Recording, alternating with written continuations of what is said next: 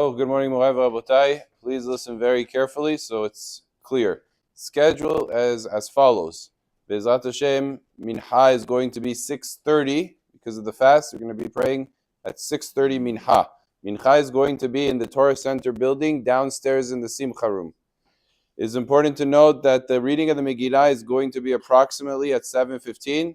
Of course, it's going to be during the Arvit itself. Embedded into the Arvit is the Kiryat Megillah, approximately at 7:15. Very important. The wives, the women, are to be in the annex. We're going to have two separate readings, one for the men. The men reading is going to be together with the Mincha and the Arvit in the Torah Center, and all of the women are going to be in the annex for a special reading only for the women, not for the men. A special reading for the women also at 7:15.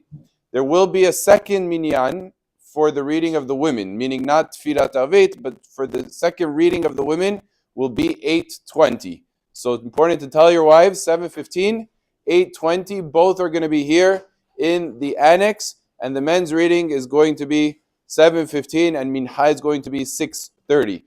Tomorrow morning, Shacharit is going to be at 7 o'clock, and again, it's going to be in the Torah Center building.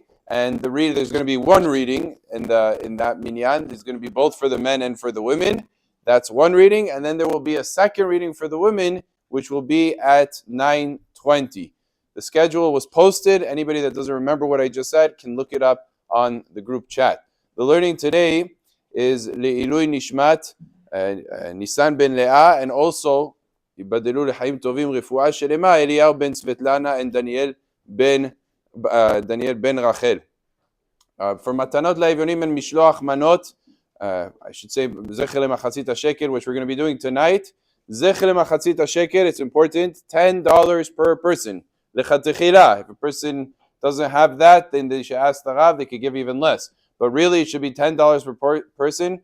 Zecher Lemachatzit HaShekel, don't say Machatzit HaShekel, Zecher, it's a remembrance of the Machatzit HaShekel.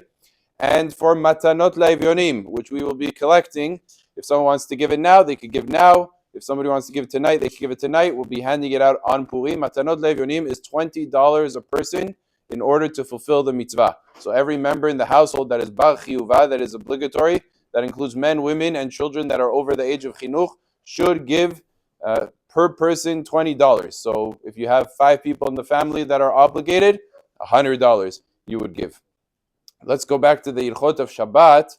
As we were discussing, really 3 conditions. We mentioned a field, and we mentioned the structure generally of a field. The way that a person gives it over to a goy is the goy has a stake in the profits.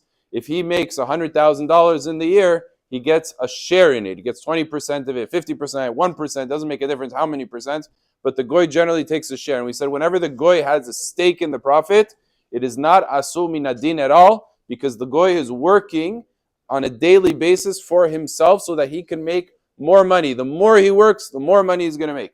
As opposed to when a person is hired on an hourly basis, on a daily basis, it really makes no difference. If he works hard or he works a little, he works a lot, he takes a few minutes break over here or there, it doesn't make a difference because he's getting paid by the hour or by the day. And therefore, that job is viewed as a shilichut, that even though the goy is doing it, he's doing it for the Jew. And that is called amira legoy, which is a very serious level prohibition. That was our case of the bathhouse. And then there was a third case, which the arrangement is completely different, where sort of the goy doesn't get any share of the profits whatsoever, and he's paid contracted for the job. That's sort of like the building of the house that we said, that the goy gets $200,000, build me the house. I don't care if it takes you 5 days, 5 minutes, 5 years. I'm paying you $100,000 for you to build me a good, solid home. It's contracting the goy, kablanut. In that case, we said also, technically speaking, from the deen, it's not a shaliach, he's not your messenger because he took upon himself the job. You certainly wouldn't be able to tell him to work on Shabbat, but we said there might be an issue of mar'it ayin when it comes to building of the home. There's a very serious debate when it comes to a mirchatz, a bathhouse, where there is kablanut. The arrangement was done through the method of contracting. So the goy accepts upon himself that he is going to do a year basis $100,000, and he's going to take care of the whole bathhouse and everything that it entails.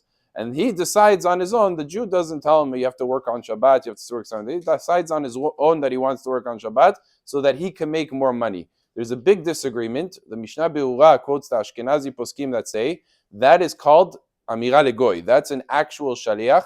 It's not similar to the case of the field, because the field, there's a finite job. You have to plant, you have to harvest, it's finite. The building of the house is finite. You build the house. Here, every single day that he works more, he's going to make more money. If he's closed on one of the days of the week, he's going to make less money. So every single day stands alone. And therefore, if the goy works on Shabbat, says the Mishnah, it's not mar'it ayin, it's worse. It's actual sherichut.